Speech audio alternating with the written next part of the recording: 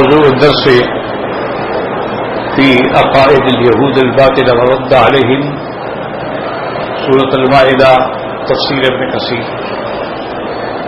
الحمد لله رب العالمين والصلاة والسلام على أشرف الأنبياء وسيد المرسلين سيدنا محمد وعلى آله وأصحابه أجمعين. اللهم صل على سيدنا محمد وعلى آل سيدنا محمد كما صليت على إبراهيم وعلى آل إبراهيم في العالمين إنك حميد مجيد. أعوذ بالله من الشيطان الرجيم. بسم الله الرحمن الرحيم. وقالت اليهود يد الله مغلولة غلت أيديهم ولعنوا بما قالوا بل يداه مبسوطتان ينفق كيف يشاء.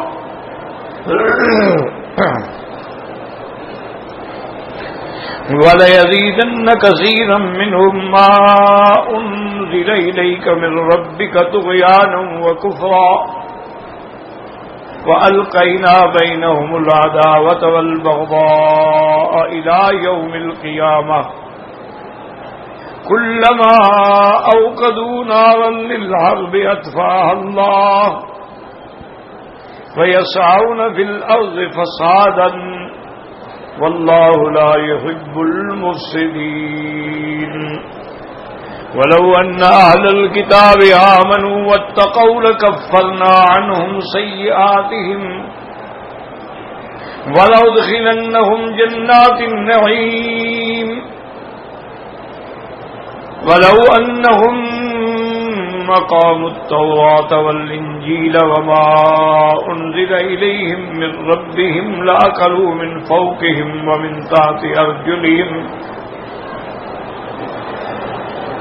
منهم أمة مقتصدة وكثير منهم ساء ما يعملون. اللہ تبارک و تعالی نے کلام مقدس میں جو اس سورت میں ہم پڑھ رہے ہیں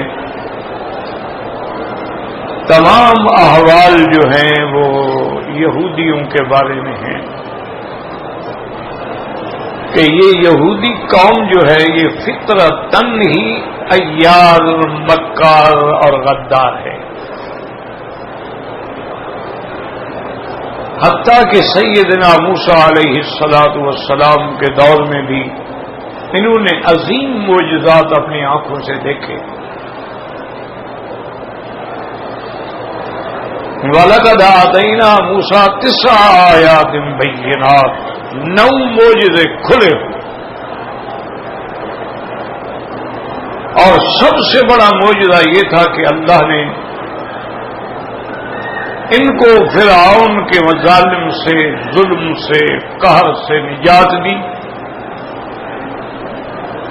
وَإِذْ أَنْجَاكُمْ مِنْ آلِ فِرْعَوْنَ. اللہ نے فرمایا تم یاد کرو یسومونکم سوء العذاب کہ کتنا تمہیں برے عذاب میں وہ مبتلا کرتا تھا. یقتلون ابناءکم ویستحیون نساءکم. تمہارے بچے اگر لڑکا پیدا ہوتا تو پیدا ہوتے ہی اس کو قتل کر دیتے. فرعون کا حکم. اور لڑکی پیدا ہو تو اس کو چھوڑ دیتے کیونکہ جب یہ بڑی ہوگی تو ہمارے کام آئے گی.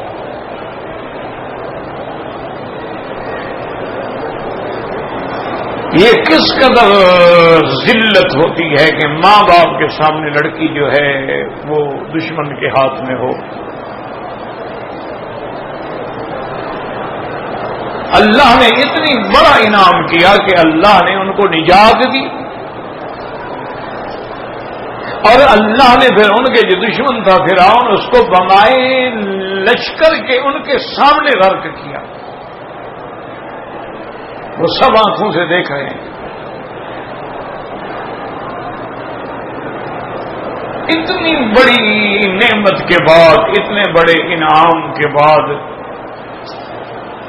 جب یہ قوم وہاں سے آگے بڑھی، دیکھا کہ کچھ لوگ جو ہیں وہ بتوں کی پوجا کرتے ہیں، انہوں نے بت بنائے ہوئے ہیں، مجسمے بنائے ہوئے ہیں، تو موسیٰ علیہ السلام کے بعد آ گئے اجعل لنا الہا کما لہم آلہہ، ہمیں بھی کوئی خدا بنا دو نا جیسے ان کے خدا ہیں۔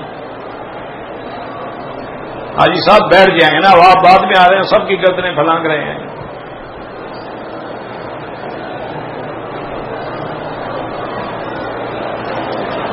یعنی یہ قوم، اس قوم کا کوئی عجیب بات ہے، ان اتنا بڑا معجزہ دیکھ کے پھر گئے۔ موسیٰ علیہ السلام کوہ طور پہ گئے، ہارون علیہ السلام کو اپنا خلیفہ بنایا۔ ابھی آپ کوہ طور پہ پہنچے اور سامری میں ایک سونے چاندی کا بنا ہوا ملغوبے سے ایک اس نے بچڑا بنایا،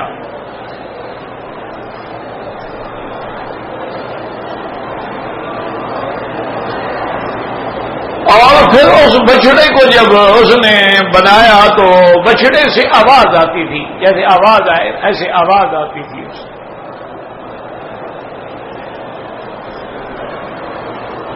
اور یہ سامری جو ہے اصل میں یہ ولد الحرام تھا، ولد الزنا تھا۔ یہ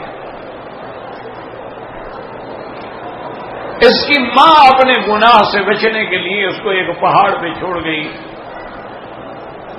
پہاڑ کی چوٹی پہ غار میں چھوڑ گئی کہ زندگی ہے، بچ جائے گا نہیں تو مر جائے گا، میں نے تو چھپانا ہی ہے نا۔ اللہ کی قدرت ہے، اللہ کا نظام ہے۔ اللہ نے جبریل علیہ السلام کو حکم دیا کہ اس کی پرورش کرو۔ اب دیکھو کہ وہ اولاد زنا ہے، ولد الحرام ہے، لیکن اللہ اس کی پرورش کر رہے ہیں۔ لہذا یہ اللہ کے نظام ہیں، بس آمنا باللہ، بس یہ کہا کرو اللہ تیری تقدیر پہ ہمارا ایمان ہے، ہمیں سمجھ کچھ نہیں آتی، ہماری عقل جو ہے نا وہاں جا کر فیل ہو جاتی ہے، عقل کام ہی نہیں کرتا ہے نا۔ اب جناب حضرت جبریل علیہ السلام آ کر باقاعدہ اس کو شہد لگا کے انگلی پہ چٹاتے، اور ایک ہرنی کی ڈپٹی لگ گئی اس کو آگے وہ دودھ پلاتی۔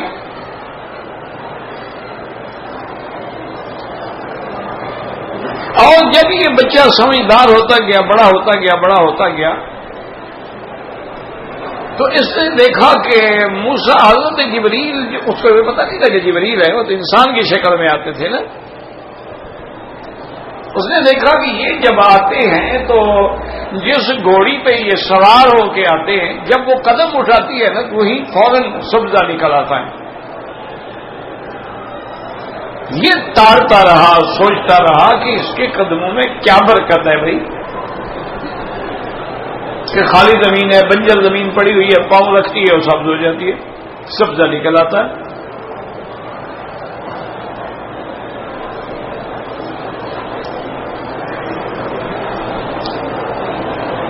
تو اس قسم کے لوگ جو ہے نا وہ سمجھدار تو بڑے ہوتے ہیں نا۔ تو اس نے اس مٹی کو اکٹھا کر کے رکھ لیا۔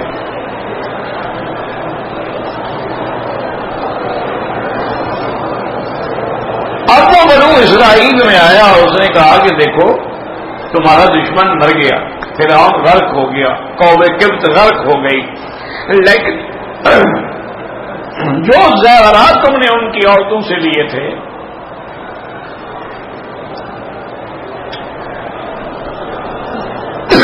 عورتیں شادی بیاہ پہ مانگتی ہیں نا ایک دوسرے سے زیور، تو انہوں نے بھی لیے تھے، میں کہا وہ واپس کرو۔ اب انہوں نے ڈر کے مارے وہ سارے سونے چاندی کے زیور اکٹھے کر دیے، اس لیے ان کو پگلا کے ایک بچڑے کی، ایک گائے کی شکل دی۔ یہ وہیں سے گئے گاؤں ماتا جو چلی آ رہی تھی، اسی سامری کے پجاری ہیں۔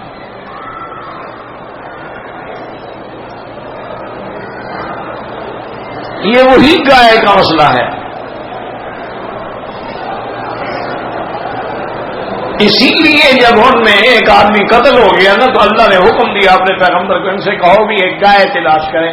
اب جناب یہ کہنے لگے اچھا جی جو گائے کیسی ہو، رنگ کیسا ہو، عمر کیسی ہو.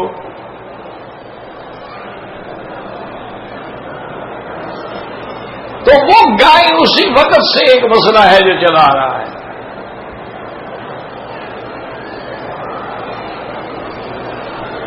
اب جناب وہ جب اس نے رکھا تو اس سے آوازیں آنے لگی تو کہنے لگا کہ سارے بنو اس حیران ہو گیا بھی یہ بچڑا ہے اور یہ سونے کا بنا ہوا ہے لیکن اس میں آواز آتی ہے.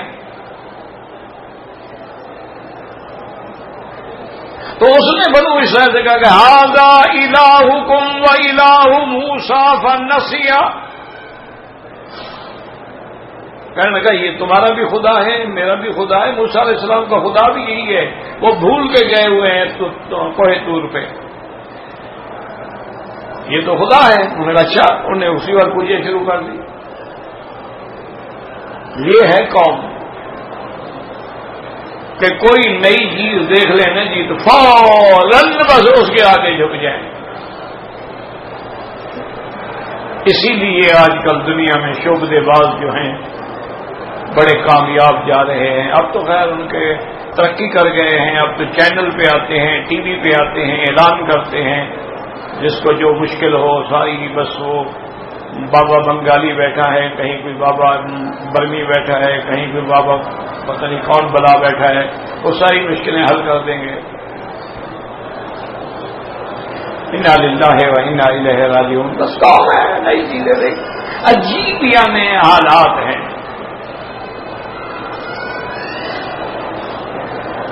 اور ایک بات میری یاد رکھو، اللہ کرے کہ تمہارے دماغوں میں بیٹھ جائے کہ آدمی کا اللہ نے جو ہے کہ ذہن بنایا ہے نا،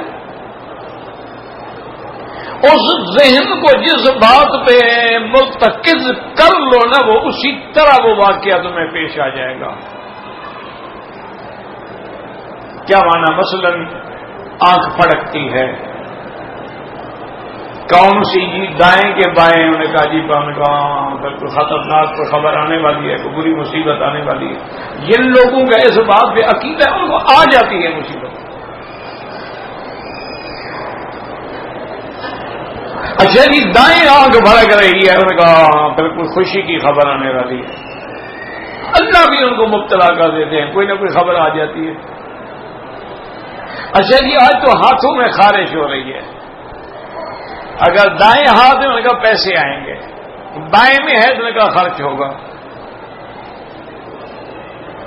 پاؤں میں خارش معلوم ہوتا ہے سفر آ گیا.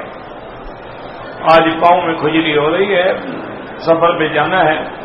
جوتے پہ جوتا چڑھ گیا، نے کہا دیکھا نا علامت آ گئی، سفر پہ جانا پڑے گا. یہ سب کنجروں کے عقیدے ہیں، کنجروں کے، نراسیوں کے، ہندوؤں کے، جاہلوں کے.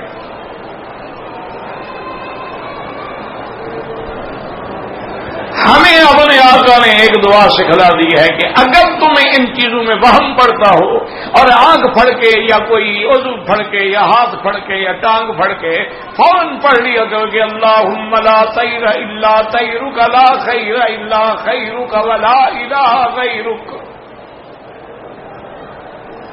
کچھ بھی نہیں ہوگا. اچھا اب جن انگریزوں میں یہ باتیں نہیں ہیں ان کو تو آنکھ پھڑکنے سے کچھ بھی نہیں ہوتا. اصل وہی ہے تمہاری قوت متخیلہ کہ جس کو تم نے دماغ میں بٹھا دیا ہے اسی طرح پیش آ جائے گا. نہیں بٹھایا تو کچھ بھی نہیں. یہاں تو حرم میں باہر سینکڑوں جوتے ایک دوسرے کے اوپر پڑے ہوئے ہیں تو پھر ساری زندگی سفر ہی کرتے رہے نا بیچارے. کوا بول رہا ہے او جی آج گھر مہمان آ رہا ہے. بڑی بدبخت ہو کہ کوے کو خبر ہے تمہیں خبر نہیں. اور یہ ساری باتیں ایسے نہیں بنی، ظالموں نے یہ ساری باتیں کتابوں سے نکالی ہیں کہ قابیل نے جب حابیل کو قتل کیا تھا تو اس کو قبر بنا کے دفنانے کا راستہ کس نے سکھلایا تھا؟ کوے نے. یہ ان کو بھی وہی سکھلاتا ہے نا. وہ بھی کافر تھا مسلمان تھا، یہ وہی کافر. قال یا ویلتا عجزت ان اکون مثل هذا الغراب فاواری سوءة اخی جب بھائی کو قتل کر دیا، اب لاش پڑی ہے، کہاں لے جائے؟ کیونکہ پہلا قتل ہے دنیا کا، تاریخ انسانیت کا پہلا قتل ہے۔ اب اس کو سمجھ نہیں آ رہی، کبھی ادھر چھپاتا ہے، کبھی ادھر اٹھاتا ہے، کبھی ادھر لے جاتا ہے۔ تو اللہ نے اس کے لیے کوے بھیجے۔ ایک کوا مر گیا، انہوں نے گڑھا کھودا، وہ مردہ کوے کو گڑھے میں رکھا اور باقی کووں نے مل کے اوپر مٹی ڈال لی۔ لگا کاش اتنی کوے جی میری عقل ہوتی تو میں بھی تو گڑھے میں ڈال کے مٹی ڈال سکتا تھا نا۔ یہ وہیں سے کوا چلا رہا ہے، آج تک ہماری عورتیں کوا بول رہا ہے، مہمان آ رہا ہے۔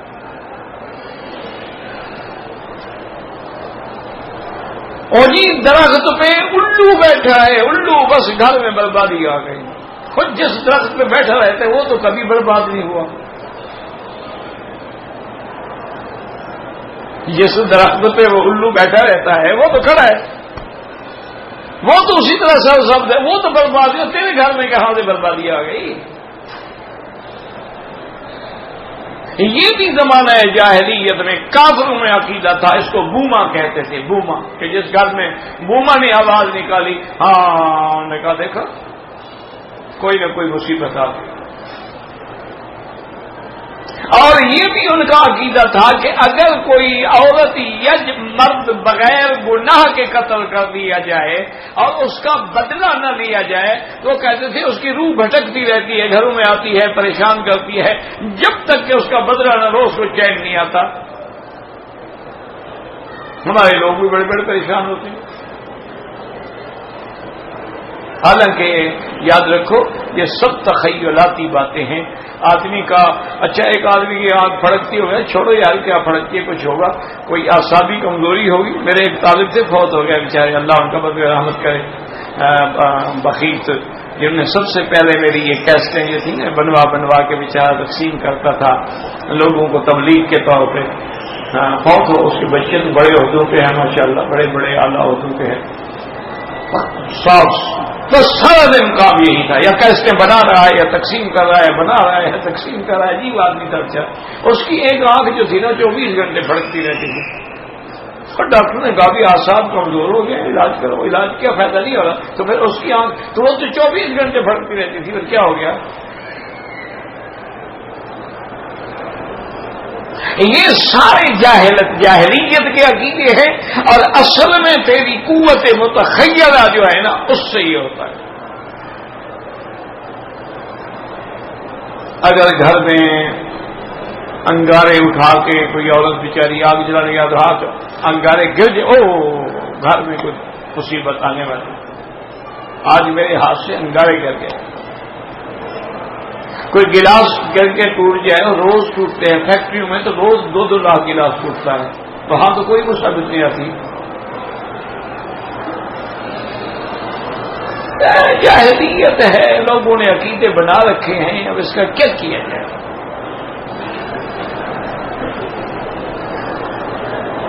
اسی طرح کے ایک ہمارے اپنے علاقے کی بات ہے، ہمارے علاقے میں جو اریگیشن محکمے کا ایس ڈی او تھا، اس کا ایک ٹیم تھا۔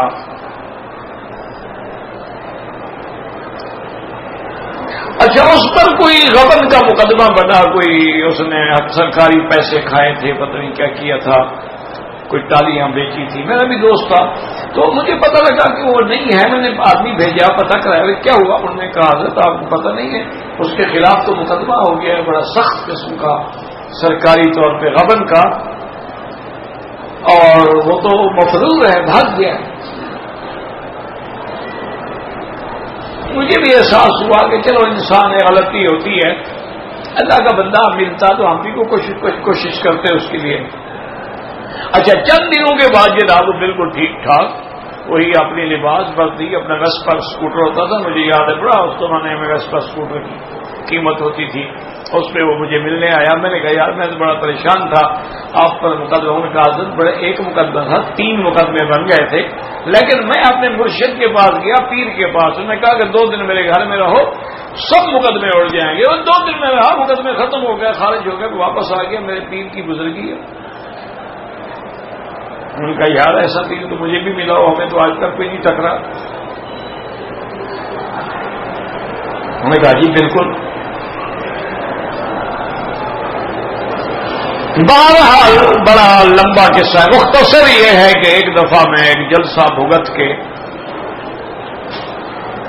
جلسے والوں نے اپنی بہت بڑے لوگ تھے، انہوں نے گاڑی دی، کار دی مجھے پہنچانے کے لیے خانپور۔ تو ظاہر پیر سے جب ہم مڑے، سردیوں کی رات تھی، شدید سردی تھی، وہ گاڑی جو تھی نا خراب ہو گئی۔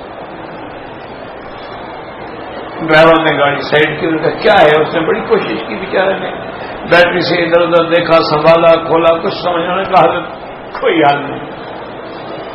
میں نے کہا پھر کیا کرو حضرت، کیا کریں؟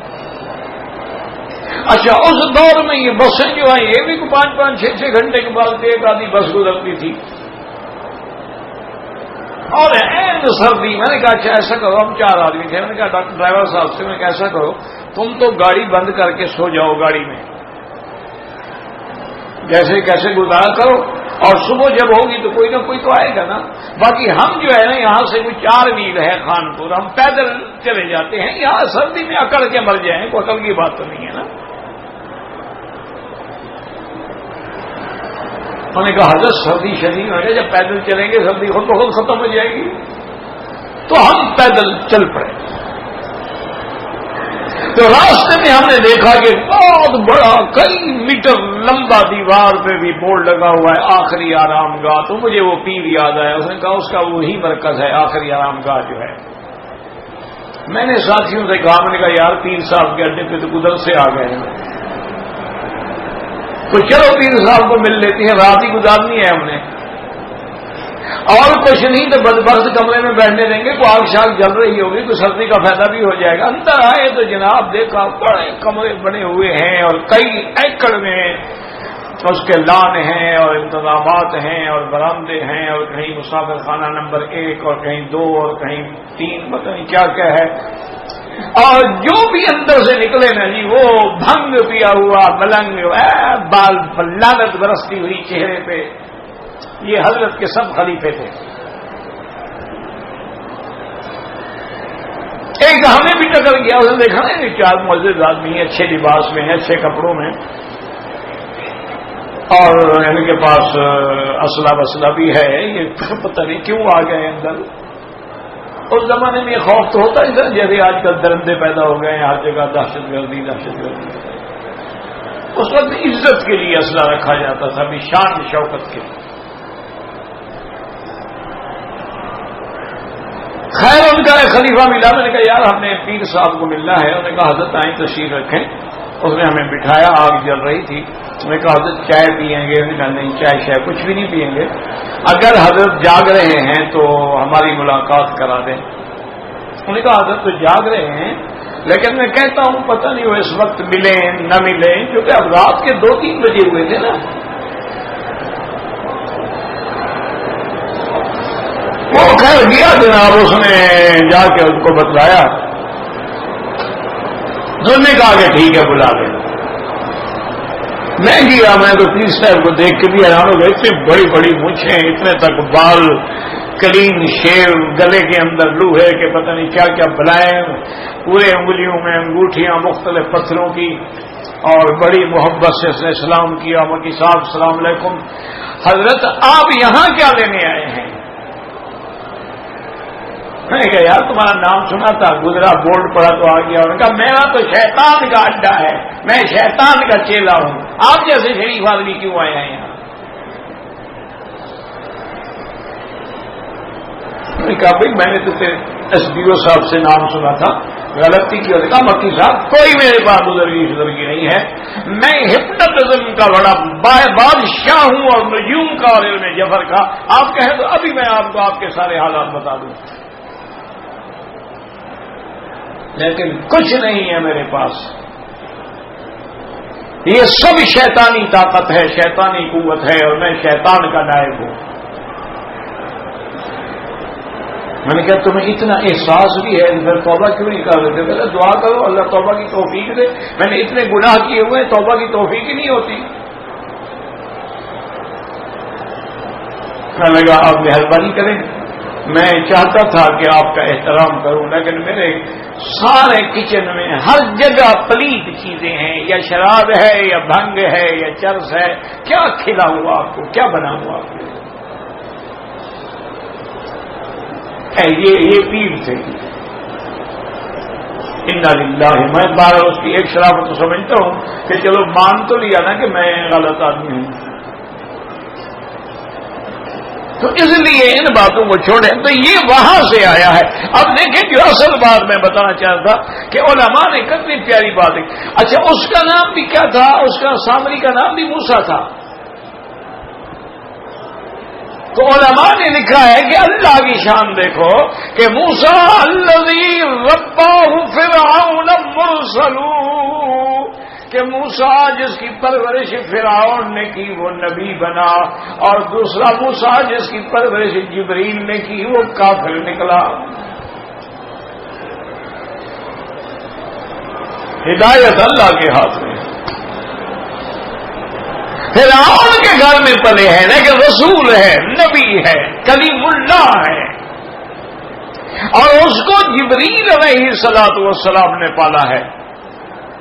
اور وہ صرف خود گمراہ نہیں، گمراہیوں کا گڑھ بن گیا، یعنی خدا بنا کے لوگوں کو گمراہ کیا. موسیٰ علیہ الصلوۃ والسلام آئے، انہوں نے کہا کہ سامری یہ تمہیں کیسے پتہ لگ گیا، یہ کیا حرکت تم نے کی ہے؟ انہوں نے کہا کہ اصل بات یہ ہے کہ جب وہ میرے پاس آدمی آتا تھا نا، اس کی گھوڑی کے نیچے سے پاؤں سے مٹی فوراً تازہ ہو جاتی تھی، وہ میں نے مٹی چھپا کے رکھی تھی، تو اس کی وجہ سے اس مدعے میں بھی جان پڑ گئی تھی. کرتا ہے اور تو کچھ نہیں، نہ خدا ہے نہ کس ہے نہ کہانی.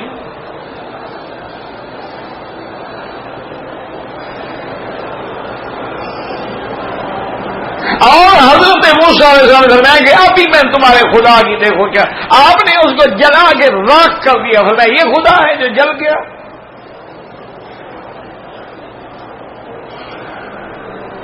اور آپ نے فرمایا تمہاری سزا یہ ہے کہ فضحب، جاؤ دوڑ جاؤ، اور تم ہمیشہ یہی کہتے لا میں سانس، لا میں مجھے ہاتھ نہ لگانا، کیونکہ جو اس کو ہاتھ لگاتا تھا اس کو فوراً بخار چڑھ جاتا تھا، بیمار ہو کے گر جاتا تھا.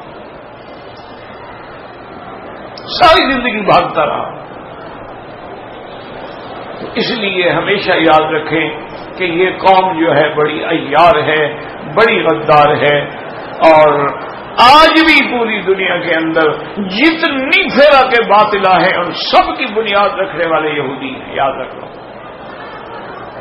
دنیا میں شیعہ ہیں، روافض ہیں، خوارج ہیں، معتزلی ہیں، کرامیہ ہیں، قدریہ ہیں، جہمیہ ہیں، سب کی بنیاد جو ہے وہ یہودی ہے. سرکار دو عالم صلی اللہ علیہ وسلم پہ جادو کرنے والے یہودی، سرکار دو جہاں کو گوشت میں زہر دینے والے یہودی، حضور صلی اللہ علیہ وسلم کو اپنے قلعے کی دیوار کے سائے میں بٹھا کے پتھر گرا کے قتل کرنے کا ارادہ کرنے والے یہودی، حضور کی مسجد نبوی کے مقابلے پہ مسجد ضرار بنانے والے یہودی، جنگ احد میں مسلمانوں کی شکست کا سبب بننے والے یہودی، جنگ خندق کے موقع پر تمام اہل مکہ اور قبائل کو جمع کر کے مدینے پہ چڑھائی کرانے والے یہودی، اور آج بھی پورے عالم اسلام میں جس ملک میں نظر ڈالیں، جس جگہ پہ نظر ڈالیں، ہر جگہ خون مسلم کی ارزانی ہے، ہر جگہ خون مسلم بہ رہا ہے، عزتیں لٹ رہی ہیں، بندے قتل ہو رہے ہیں، مسجدوں کی بے حرمتی ہے، قرآن کی بے حرمتی ہے، سرکار دو جہاں کے کارٹون بنائے جاتے ہیں. ان سب کے پیچھے جو دماغ ہے، جو فلسفہ ہے، جو دولت ہے، وہ یہودی.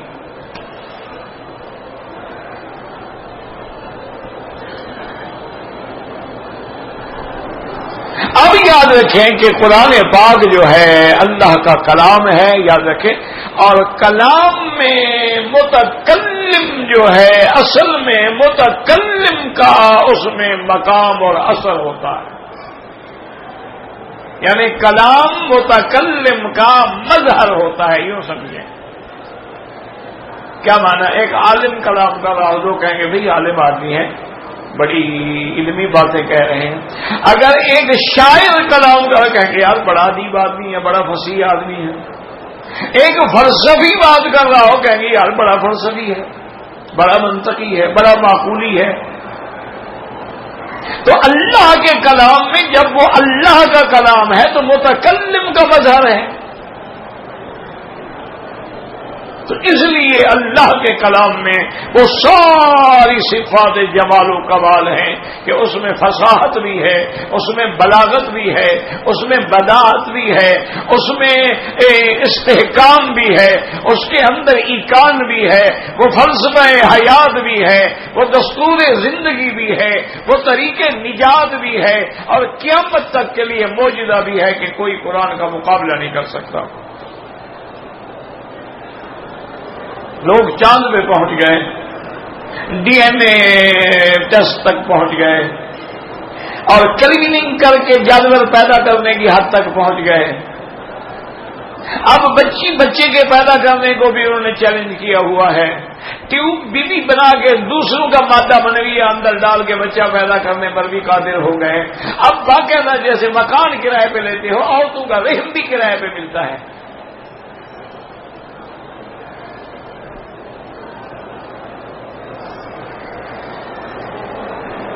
لیکن اللہ کے قرآن کے مقابلے پر ساری کفر کی قوتیں مل کر بھی ایک آیت نہیں بنا سکتی.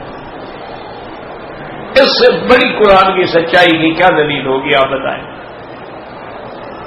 اتنا علم ہے ان کے پاس، اتنے علوم ہیں ان کے پاس، اتنا ٹیکنالوجی ہے ان کے پاس،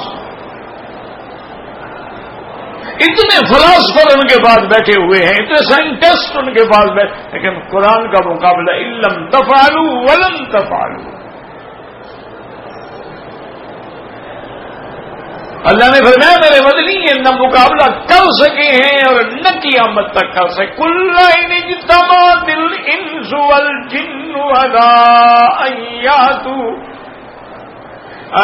ان يأتوا بمثل هذا القرآن لا يأتون بمثله ولو كان بعضهم لبعض ظهيرا. اللہ نے کہا اگر ساری دنیا کے انسان اور جن مل جائیں اور قرآن کا مقابلہ کریں نہیں کر سکتے.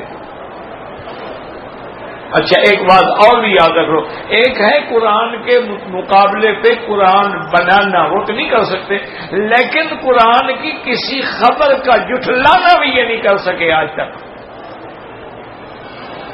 بھئی ان کے بعد علم ہے نا، کہتے تھے بھی قرآن پاک نے جو قصہ بتلایا ہے نا قوم نوح کا غلط ہے. چیلنج کرتے کہ جی آپ نے جو کہا ہے کہ لوط علیہ السلام کی قوم کی بستیوں کو اوپر لے گئے تھے اور پھر اوندا گرا دیا تھا، نہیں یہ کوئی واقعہ نہیں ہوا. چیلنج کرتے نا، چیلنج کرنے کے جناب یہ کیسے ہو سکتا ہے کہ ہوا آئے اور پوری قوم کی قوم مر جائے اور سن آ رہی ہو رہی ہم سر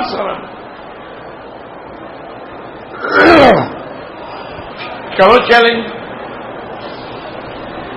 قرآن نے یوسف علیہ السلام کا قصہ بیان کیا ہے، کرو چیلنج کے غلط ہے. قرآن نے حضرت لقمان، حضرت سلیمان علیہ السلام، حضرت داؤد علیہ السلام، حضرت ابراہیم، حضرت اسماعیل، حضرت زکریا، حضرت ایوب، تمام جو قرآن میں اخبار ہیں، قصص ہیں، واقعات، ان کو ایک کی تردید کر کے دکھلاؤ نا. دیکھو نا آج کوئی کتاب لکھتے ہیں ہم کہتے ہیں نہیں بھائی اس میں یہ بات غلط ہے. قادیانیوں نے کتابیں لکھی، ہم نے اس کی 100 غلطی نکالی. اعلیٰ حضرت احمد رضا خان بریلوی نے کتابیں لکھی، قرآن کے ترجمے لکھے، ہم نے کہا یہ جناب یہ اس میں یہ غلطی، یہ غلطی، یہ غلطی، یہ غلطی.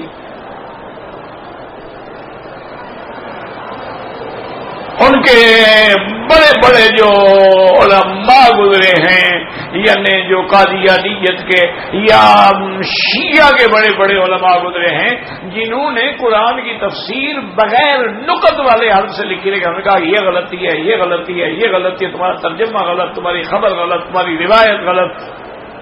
ساری کتابوں کی ہم نے تردید کی. تو تم بھی تو کوئی ہمت کرو نا، یہودی یا نصرانی یا ہندو، کہ قرآن کی ایک خبر کی تردید کر کے دکھلا دیں. اور کیا خیال ہے آپ کا کہ ان کے بس میں ہوتا تو یہ خاموش رہتے؟ ان کے بس میں اگر ہوتا تو یہ خاموش رہتے. اچھا حضور پاک نے اپنی زندگی میں جو جو خبر دی مکے میں بیٹھ کے دی وہ خبر بے عین ہی اسی طرح ثابت ہوئی کہ نہیں ہوئی؟ الف لام میم غلبت الروم فی ادنى الارض وهم من بعد غلبهم سيغلبون. سچی ثابت ہوئی. اللہ کے نبی نے خبر دی کہ ایک وقت آئے گا مکہ فتح ہوگا اور لَقَدْ صَدَقَ اللَّهُ رَسُولَهُ الرُّؤْيَا بِالْحَقِّ لَتَدْخُلُنَّ الْمَسْجِدَ الْحَرَامَ إِنْ شَاءَ اللَّهُ آمِنِينَ مُحَلِّقِينَ رُؤُوسَكُمْ وَمُقَصِّرِينَ لَا تَخَافُونَ. اللہ کے نبی نے جو خبر دی وہ سچ ثابت ہوئی کہ نہیں ہوئی؟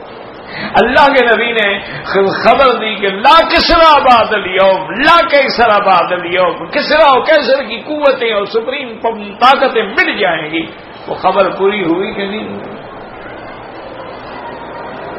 حضور صلی اللہ علیہ وسلم نے خبر دی کہ ایک وقت آئے گا کہ کسرا بادشاہ کے کنگن جو ہے وہ سراقہ ابن مالک پہنے گا. وہ خبر سچی ہوئی کہ نہیں ہوئی؟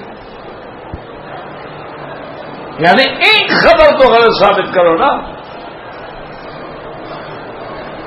اللہ کے قرآن کی یا فرمان محمد مصطفیٰ صلی اللہ علیہ وسلم کی ایک بات غلط ثابت کریں.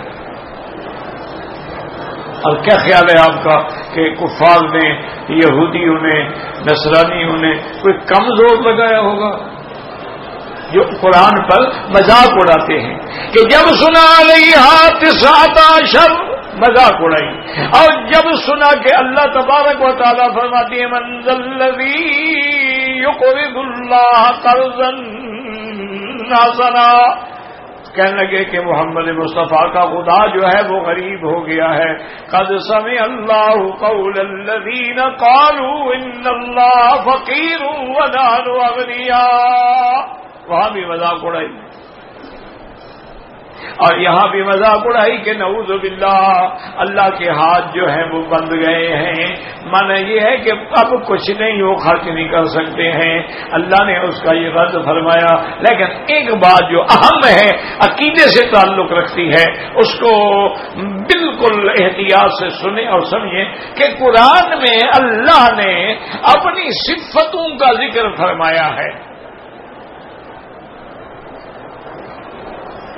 حدیث رسول اللہ میں بھی حضور نے بھی اللہ کی صفتوں کا ذکر فرمایا ہے.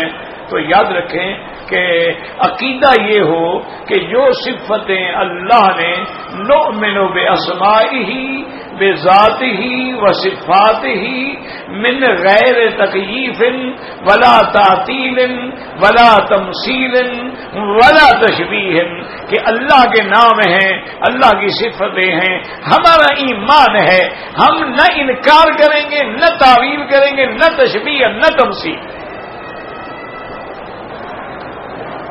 ورنہ بہت سارے لوگ جو ہے نا جی، یہ مسئلہ بڑا مشکل ہے، ذلت الاقدام ہے، بڑے بڑے علماء بھٹک گئے. بعض نے تو بالکل انکار کر دیا نا اللہ کی صفات کا. انہوں نے کہا یہ کیا مطلب ہے کہ اللہ بھی سنتا ہے، دیکھتا ہے، ہم بھی سنتے دیکھتے ہیں. انہوں نے صفات کا انکار کر دیا. انہوں نے کہا غلط بات ہے. بعض نے انکار تو نہیں کیا، انہوں نے تعویلات کی. جہاں اللہ کے ہاتھ کا ذکر آیا انہوں نے کہا یہ ہاتھ مراد نہیں، اللہ کی قدرت مراد ہے، طاقت مراد ہے. جہاں ذکر آیا اور قرآن میں 17 جگہ پر ہے کہ الرحمن علی العرش استوى، انہوں نے کہا جی یہ کیا جو اللہ عرش پہ بیٹھا ہے. انہوں نے غلط بات ہے جی، نعوذ باللہ، وہ تو لا مکان ہے. مکان مانیں گے تو جسم ماننا پڑے گا. لیکن یہ غور نہ کیا کہ اگر مکان ماننے سے جسم ماننا پڑتا ہے تو لا مکان سے تو کچھ بھی نہیں رہے گا. نہیں، یہ خیال نہیں کیا. تو اس لیے یاد رکھیں قرآن میں اللہ کی صفت ید اللہ فوق ایدیہم. اللہ نے فرمایا میرا مدنی جب آپ صحابہ سے بیعت کر رہے تھے اللہ کا ہاتھ اوپر تھا. اللہ نے فرمایا ید اللہ علی الجماعہ، اسی طرح اللہ تبارک بل یداہ مبسوطتان، اسی طرح اللہ کے آنکھوں کا بھی ذکر آیا، وَاصْنَعِ الْفُلْكَ بِأَعْيُنِنَا وَوَحْيِنَا، اللہ کے اسی طرح اللہ کے وجہ کا ذکر ہے، فَأَيْنَمَا تُوَلُّوا فَثَمَّ وَجْهُ اللَّهِ، اسی طرح اللہ کی پنڈلی کا بھی ذکر آیا، یوم یکشف عن ساق، اسی طرح قدم کا بھی ذکر آیا کہ جہنم جب کہے گی حل من مزید حل من مزید حل من مزید حتی فیدع قدمہ تبارک و تعالی، اللہ اپنا قدم رکھیں گے تو اب جہنم کہے گی قطن قطن قطن، اب میری طاقت نہیں، میں برداشت نہیں کر سکتی۔ تو اس کا معنی یہ ہے کہ یہی عقیدہ رکھو گی، یا اللہ جو تو نے فرمایا ہمارا ایمان ہے بس۔ امام مالک رحمت اللہ علیہ سے کسی نے پوچھا کہ عرش پہ خدا کیسے ہوتا ہے، انہوں نے فرمایا الاستواء معلوم، بھی استواء معلوم ہے تو قرآن میں ہے، لیکن بل کیف مجہول، کیسے یہ ہم نہیں جانتے، والسؤال عنہ غیر معقول، اور ایسے مسائل میں سوال کرنا جو ہے وہ بھی عقل مندی نہیں ہے، فرمایا ایسے سوال نہ کیے۔ اچھا اب حدیث میں اللہ عرش سے آسمان دنیا پہ نزول فرماتے ہیں، بھی کیسے؟ جیسے اس کی شان کو دے گا۔ اس لیے ہمیشہ کے لیے عقیدہ اپنے پلے باندھ لو کہ جہاں قرآن میں صفتیں پڑھو گے، اللہ کی آنکھوں کا ذکر ہے، اللہ کے چہرے کا ذکر ہے، اللہ کے ہاتھ کا ذکر ہے، اللہ کے دونوں ہاتھوں کا ذکر ہے، اللہ کی پنڈلی کا ذکر ہے، تو معنی یہ ہوگا کہ جو قرآن میں ہے ہمارا ایمان ہے۔ اس لیے اللہ نے فرمایا بل یداہ مبسوطتان ينفق كيف يشاء، اللہ کے ہاتھ جو ہیں کھلے ہیں، بدبختوں وہ تو جیسے چاہے خرچ کرے۔ اللہ يبسط الرزق لمن يشاء ويقدر، جس کا چاہے رزق بڑھا دے اور جس کا چاہے رزق گھٹا دے، لیکن یہ معاملات ہوتے ہیں، اس پر ایمان رکھا کرو۔ کبھی تم دیکھو فاسق ہے، فاجر ہے، شرابی ہے، دنیا سے پیسے سے گھر بھرا ہوا ہے، عابد ہے، زاہد ہے، تہجد گزار ہے، روٹی کا محتاج ہے، یہ اس کا نظام ہے، اس کو وہ سمجھتا ہے۔ قاعدہ یہی ہے کہ اچھائی کرو گے تو اللہ کی طرف سے بھی اچھائی ہوگی، گناہ کرو گے تو رزق کم ہوگا، نیکی کرو گے تو برکت ہوگا، لیکن کبھی الٹ بھی ہوتا ہے، وہ آزمائش ہوتی ہے، وہ ابتلا ہوتا ہے، وہ اختبار ہوتا ہے، وہ اپنے بندوں کا امتحان ہوتا ہے کہ کبھی کبھی اللہ دے کر آزماتے ہیں، کبھی لے کر آزماتے ہیں۔ وَلَنَبْلُوَنَّكُمْ بِشَيْءٍ مِّنَ الْخَوْفِ وَالْجُوعِ وَنَقْصٍ مِّنَ الْأَمْوَالِ وَالْأَنفُسِ والثمرات وبشر الصابرین۔ کبھی میرے مدنی کی انگلی اٹھتی ہے تو چاند دو ٹکڑے ہو جاتے ہیں، اور کبھی میدان احد میں اپنے ہونٹ اور اپنے دندان شہید ہو جاتے ہیں۔ نظام ہے اللہ کا، اس لیے اللہ پاک فرماتے ہیں کہ میری تو شان ہی ہے کہ یفعل ما یشاء، میں جو چاہوں، اور شان یہ ہے کہ لا یسأل عما یفعل۔ لیکن ایک بات یاد رکھیں کہ ہر چیز میں حکمت ہے۔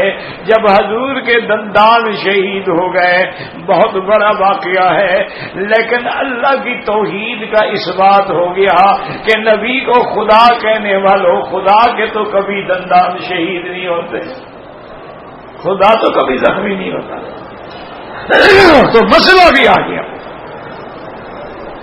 کہ وما محمد الا رسول قد خلت من قبله الرسل افإن مات او قتل انقلبتم على اعقابكم۔ اللہ نے فرمایا مومنو، ایمان والے بندے کیا سمجھ رہے ہو، اللہ کے نبی سے پہلے بھی تو کئی پیغمبر گزرے ہیں، اگر حضور پہ موت آ جائے یا حضور شہید ہو جائے تو کیا تم اسلام چھوڑ کے بھاگ جاؤ گے؟ کیا کہہ رہے ہو؟ تو اس لیے ہر چیز میں اس کی حکمتیں ہیں اور آزمائشیں ہیں، واللہ اعلم۔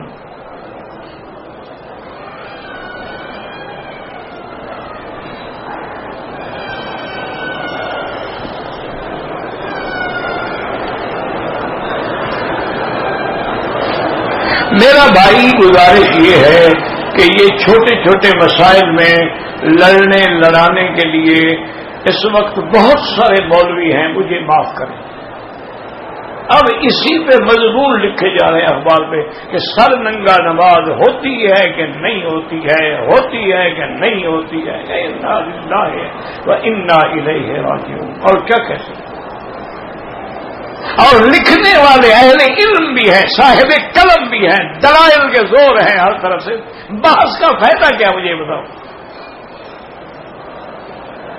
ایک موٹی بات یاد رکھو، اللہ کا حکم ہے خذوا زینتکم عند کل مسجد، جب نماز کے لیے جاؤ تو بن ٹھن کے جاؤ، اچھے کپڑے پہن کے جاؤ، یہ نہیں ہے کہ ہیں تو گلے سے اتار کے پھینک دو۔ ایک ہے کپڑا نہ ہو، سر ننگا بھی جائز، کپڑا نہ ہو قمیض بھی نہ ہو تو نماز جائز ہے۔ احرام میں دو چادریں باندھ کے نماز پڑھے، اوپر والی چادر ہوا سے اڑ گئی اڑ جائے، یہ تھوڑا ہے کہ نماز نہیں ہوگی۔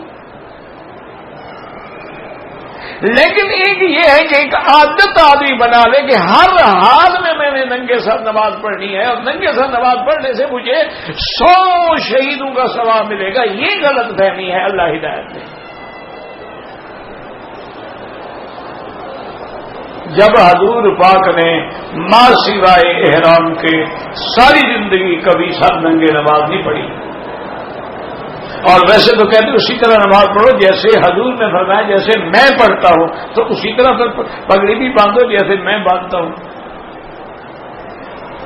ایسے بحث میں پڑھنی۔ کپڑا نہ ہو نماز جائز، کپڑا ہو اتار کے پھینک دو، بے ادبی ہے اور گستاخی ہے۔ تقلید کے بغیر میرا بھائی کوئی مسئلہ حل نہیں ہو سکتا ہے۔ آپ دیکھو نا جی، مثلا آپ یہ فیصلہ کرتے ہیں کہ یہ حدیث مبارک صحیح ہے، یہ حدیث ضعیف ہے، تو کسی کا کہنا مانو گے؟ یہی تو تقلید ہے۔ اب حضور پاک نے نہیں فرمایا کہ یہ حدیث صحیح ہے، یہ ضعیف ہے، یہ حسن ہے، یہ حدیث معضل ہے، یہ مرسل ہے، یہ منقطع۔ حضور نے فرمایا نہیں، کسی امتی نہیں فرمایا ہے نا، تو جب اس کی بات مانو گے یہی تقلید ہے۔ کسی نے فقہی مسئلے میں مان لی، کسی نے حدیث کے مسئلے میں، تقلید کے بغیر تو حل نہیں کوئی نہیں ہے۔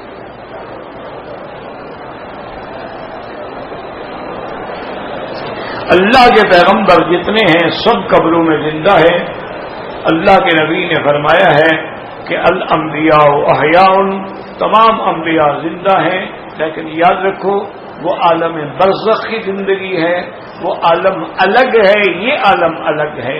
عالم دنیا کے احکام عالم برزخ پہ نہیں ہوں گے، عالم برزخ کے احکام عالم آخرت پہ نہیں ہوں گے، عالم آخرت کے احکام عالم دنیا میں نہیں ہوں گے۔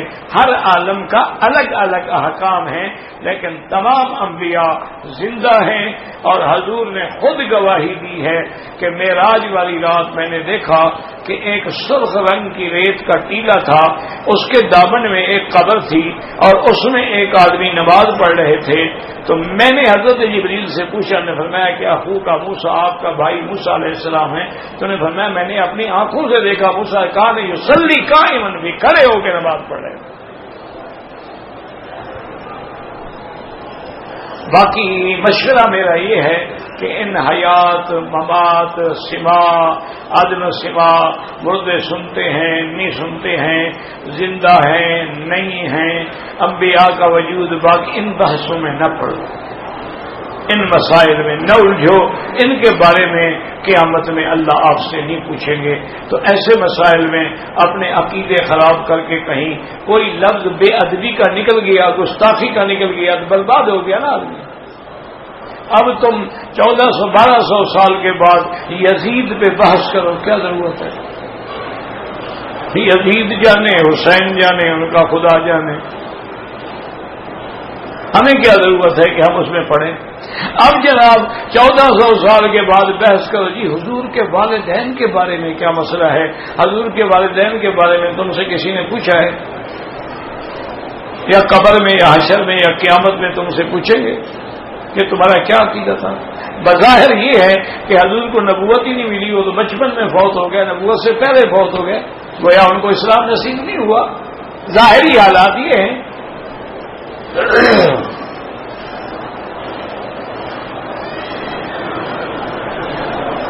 بہرحال آپ نے جو خواب دیکھا ہے اس خواب کے مطابق پہلی بات تو یہ ہے کہ ایسا خواب کسی کو بتایا نہ کریں، لیکن اگر آپ نے بتا بھی دیا ہے تو اس کا علاج یہی ہے کہ آیت الکرسی پڑھ کے اپنا حصار کر لیا کرو، صبح کو بھی اور رات کو سوتے ہوئے بھی، انشاءاللہ کچھ بھی نہیں ہوگا، کوئی ظالم آپ کو نقصان نہیں پہنچا سکیں گے۔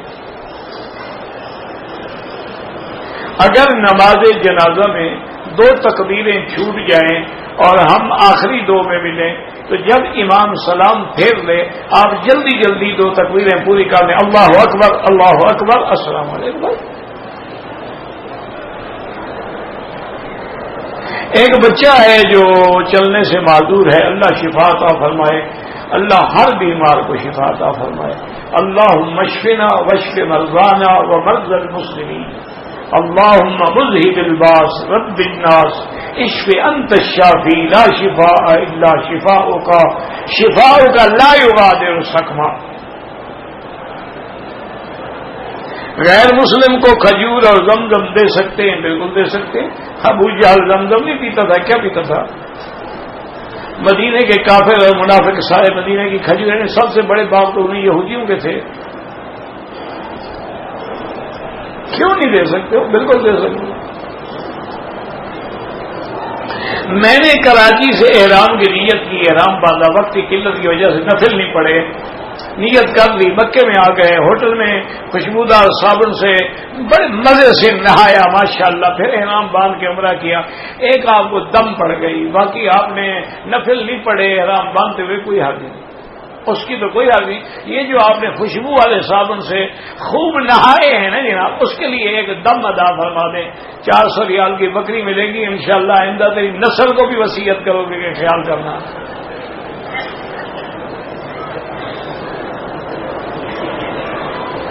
افسوس ہے یعنی حدیث میں لفظ ہیں، یہ میں نہیں کہہ رہا، حدیث ہے حضور کی، کہ عرفات والے دن اللہ فخر کرتے ہیں، ملائکہ کہتے ہیں دیکھو میرے بندے جاؤنی شعثا غبرا، دیکھو میرے بندے ہیں، بال کھلے ہوئے ہیں، مٹی پڑی ہوئی ہے، احرام میلے ہو چکے ہیں، یہ کیا لینے آئے ہیں میرے پاس؟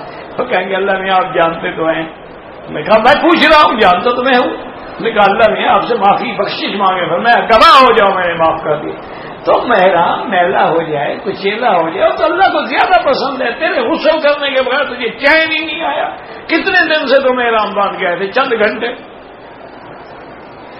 اتنا نخرہ آ گیا ہے کہ ان کو چین ہی نہیں آتا۔ انا للہ و انا، کیا ضرورت ہے اگر آپ اتنے نازک ہیں، اگر آپ کے پاؤں میں مہندی لگی ہوئی ہے، آپ کو عمرے پہ آنے کی ضرورت کیا ہے؟ نہ تشریف لائیں۔ اگر یہ 10 زیادہ سے زیادہ 1 مہینہ ہوگا نا جی، 15 دن مکے کے، 15 دن مدینے کے، اگر 15 دن میں آپ نے میک اپ سنگار نہیں کیا تو کوئی آسمان ٹوٹ پڑے گا۔ ویسے تو بڑے دم دھرتے ہو، بی بی فاطمہ پہ جان قربان، اور بی بی فاطمہ کی قصے پڑھتی ہو۔ بی بی فاطمہ کون سی لپسٹک لگاتی تھی؟ وہ کون سا لیونڈر استعمال کرتی تھی؟ وہ کون سا آئی برو اور آئی لائنر استعمال کرتی تھی؟ خدا کا خوف کرو، تماشا بنایا ہوا ہے، بس یہودیوں کی اتباع ہے، اور ان کو یہ بھی پتہ نہیں ہے کہ یہ جتنے یعنی کاسٹلی کاسٹیمکس ہے نا جی، ان سب میں خنزیر کی چربی ہوتی ہے۔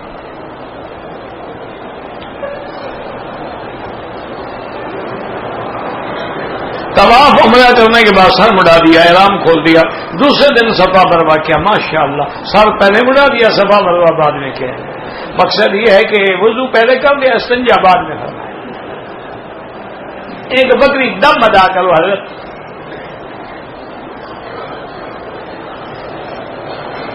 طواف کے دوران غیر عورت سے جسم لگ جاتا ہے، کیوں لگ جاتا ہے جی؟ ہمارا تو کبھی نہیں لگا الحمدللہ۔ تم لگانے کی کوشش کرتے ہو تو پھر تو گناہ کبیرہ ہے، بربادی ہے کہ خدا کے کعبے میں طواف کرتے ہوئے اتفاق سے لگ جائے تو اللہ معاف کرے، ورنہ طواف اس وقت کرو جب یہ خوف نہ ہو۔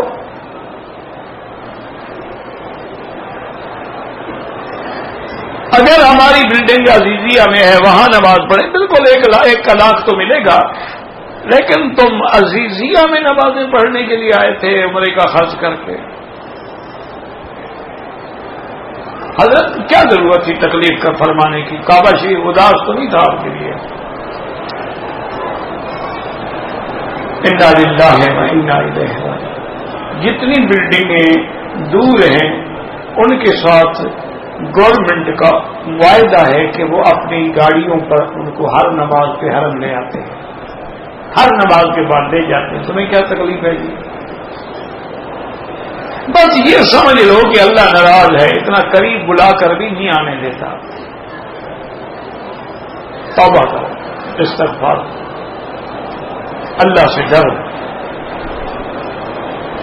وہاں تو کہتے ہیں جی ڈاکٹر نے کہا ہے میں روزانہ 6 کلومیٹر واک کرتا ہوں, تو صبح عزیزیہ سے واک کرتے ہوئے تشریف لے اور نماز پڑھ کے واک کرتے ہوئے واپس آ جاؤ, کام بن جائے گا.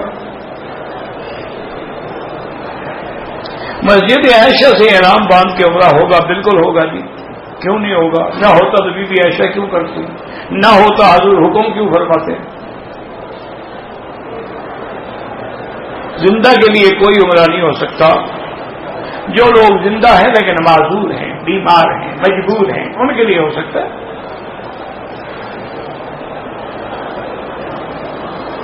ایک لاکھ نماز کا جو ثواب ہے جنازے, انشاءاللہ جنازے, دیکھو حدیث میں لفظ نماز ہے لیکن باقی تمام عبادات کو اسی پہ علماء نے قیاس کیا ہے کہ جب نماز کا ثواب ہے تو انشاءاللہ روزے کا بھی ہے, طواف کا بھی ہے, جنازے کا بھی ہے, قرآن پڑھنے کا بھی ہے, اللہ کے ذکر کرنے کا. مطلب ذکر تو صرف نماز کا ہے لیکن نماز میں قرآن بھی تو ہے, نماز میں اللہ کا ذکر بھی تو ہے, نماز میں توجہ الی الکعبہ بھی تو ہے. وہ تو ساری عبادتیں اس میں آ گئی ہیں نا.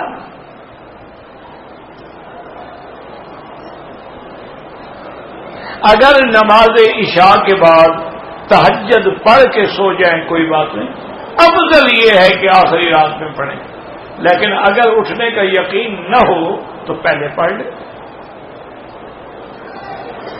میں نے اپنی بیوی کو ایک ٹائم میں 3 طلاقیں دی ہیں. حاملہ تھی, 5 دن بعد بیٹا پیدا ہوا.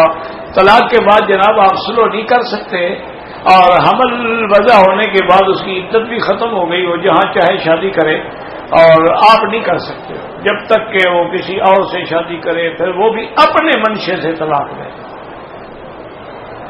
حنفی مسلک میں کوئی گنجائش نہیں. کوشش یہ کرو دارالفتاء میں جا کے کوئی مسئلہ پوچھو, کوئی اللہ کرے کوئی حل نکل آئے. بہرحال فقہ حنفی میں, شافعی میں, مالکی میں, حنبلی میں, چاروں اماموں کے نزدیک کوئی گنجائش نہیں. 3 ہے, ایک.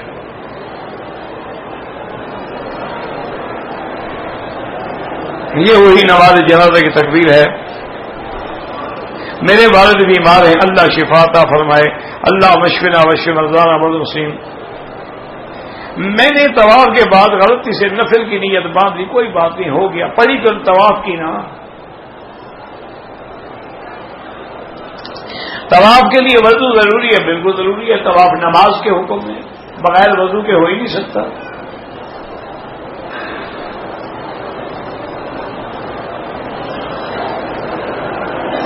اگر مدینے سے مکہ آتے ہوئے 1 دن پہلے حیض آ گیا ہے, پاکستانی واپسی 4 دن سے بعد ہے, عمرے کی کیا کرے؟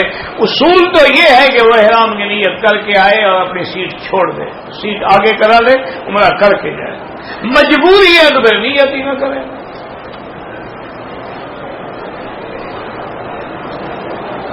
اگر طواف کرتے ہوئے دوسرے چکر میں حتیم میں چلا گیا اور نفل پڑے, طواف باطل ہو گیا, دوبارہ طواف شروع کرو.